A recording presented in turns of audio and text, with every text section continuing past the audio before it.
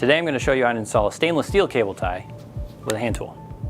So the first step in installing a cable tie is making sure you're selecting the right tool.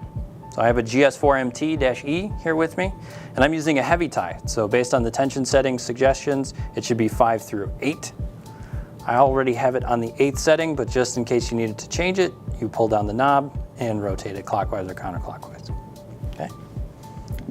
So next, I'm going to thread the tie by hand.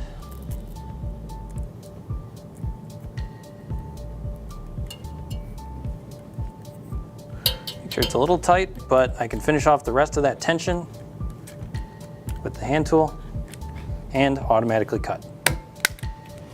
And after that cut, the tie is going to go and retract back into the head a little bit and leave a nice flush cutoff.